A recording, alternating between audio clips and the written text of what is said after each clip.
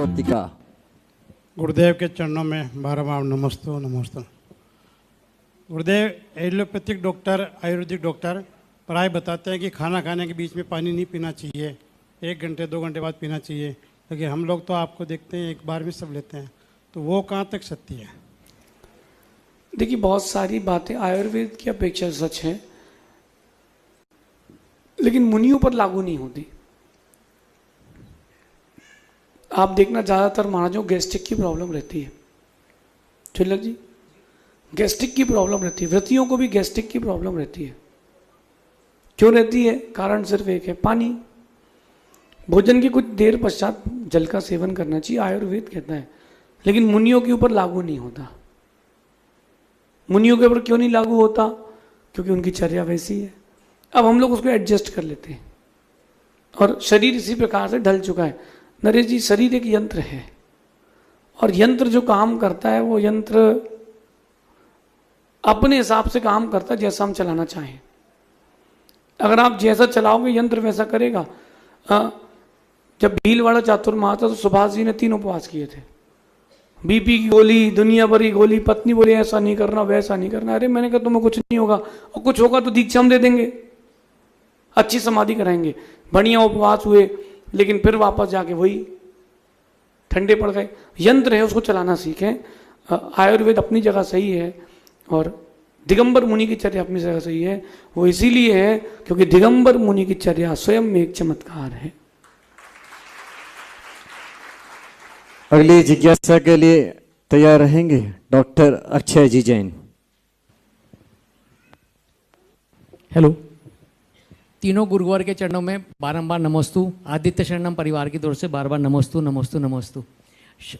शुल्लक जी के इच्छा में महाराज, जो समस्या भी इनकी विनोद जी की थी वही मेरी थी कि मेरे मन में बहुत प्रश्न थे, ये पूछूंगा महाराज से, ये करूंगा, और जैसे वहाँ पहुँचा सब कुछ मैं भूल गया आपके पास आके।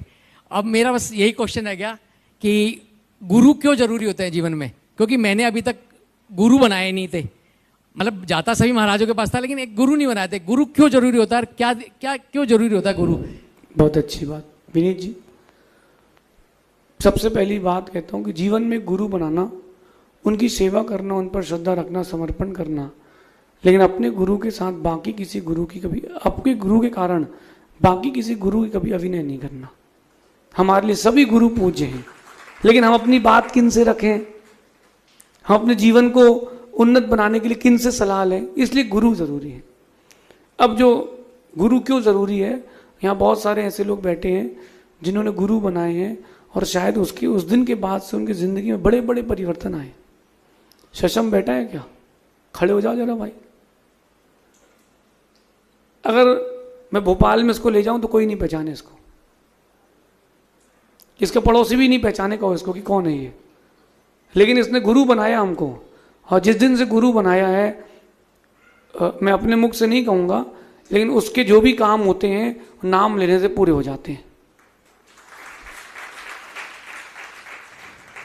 ऐसा क्यों होता है? ऐसा श्रद्धा के कारण होता है। गुरु जीवन में इसलिए जरूरी है क्योंकि एक आधार चाहिए। आप लोग रोज थक हार के घर पहुंचते हो, लेकिन एक विश्वास रहता है कि घर पे एक छत है, सिक्योरिटी है। क्या है? सिक्योरिटी। नीति शास्त्र में लिखा है कि सांप को अगर बिल ना मिले तो सांप फण पटक पटक के मर जाएगा, उसको डर रहता है।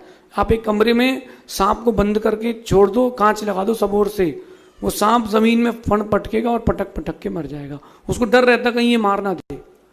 ऐसी जीवन में हर व्यक्ति के अंदर एक डर रहता है। उस डर को दूर करने के लिए आधार चाहिए गुरु। और मेरा मानना है कि जिस दिन गुरु मिल जाते हैं उस दिन से मोक्ष का मार्ग खुल जाता है। जरूरी नहीं कि गुरु के बाद आप मोक्ष जाओ, क्या पता, हो सकता गुरु के साथ या गुरु के पहले भी आपकी मुक्ति हो सकती है, ऐसा समझिए। अगली जिज्ञासा